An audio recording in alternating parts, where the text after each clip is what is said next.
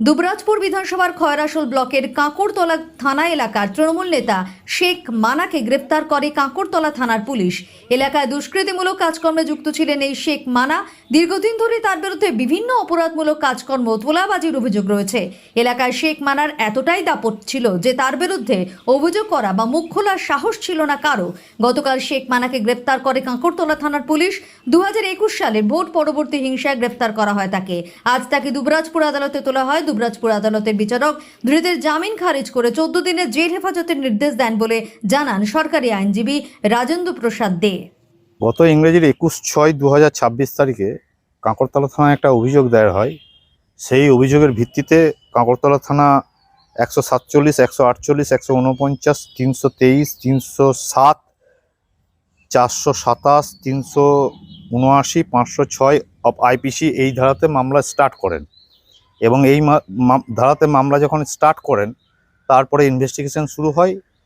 সেই ইনভেস্টিগেশনে আজকে শেখ মানাকে অ্যারেস্ট করে এবং লানেট কোর্টের কাছে প্রডিউস করা হয় এবং তার বেল পেয়ার রিজেক্ট করে 14 দিনের জেল হেফাজত এবং 10/6/2026 তারিখে সিডি কলফর করেছেন লানেট কোর্ট। এই কেসের যে অভিযোগটা রয়েছে সেই অভিযোগটা হচ্ছে 2021 সালের যে বিধানসভা ভোট ছিল সেই ভোটের যে রেজাল্ট আউটের দিনে বেশ কিছু দুষ্কৃতীরা বেশ কিছু বিরোধী দলের যারা ছিলেন তাদের এবং কিছু সাধারণ মানুষের ওপর আক্রমণ করে, প্রাণে মেরে ফেলার চেষ্টা করে এবং লুটপাট করে, ঘরের জিনিসপত্র ভাঙচুর করে। এই ধরনের অভিযোগ কিন্তু রয়েছে অভিযোগে। সেই অভিযোগের ভিত্তিতে পুলিশ ইনভেস্টিগেশন শুরু করেছেন এবং সেই কেসেই শেখ মানাকে আজ অ্যারেস্ট করে আজকে লানেট কোর্টের কাছে প্রডিউস করে। ঘটনাটা ঘটেছে বড়রা বাস স্ট্যান্ডের কাছে যে গ্যারেজ ছিল সেই গ্যারেজে এই কমপ্লেনেন্ট যিনি ছিলেন সেই গ্যারেজেই ছিলেন, ওনারই গ্যারেজ।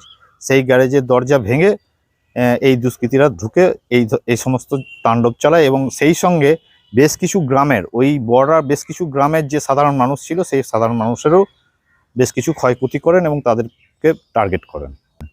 এছাড়াও যারা অভিযুক্ত আছেন এফআইআরে তাদের ছাড়াও বেশ কিছুজন আরও অভিযোগ আছেন যেগুলো নামগুলো এখন প্রকাশিত নয় এবং প্রকাশ করাও ঠিক হবে না।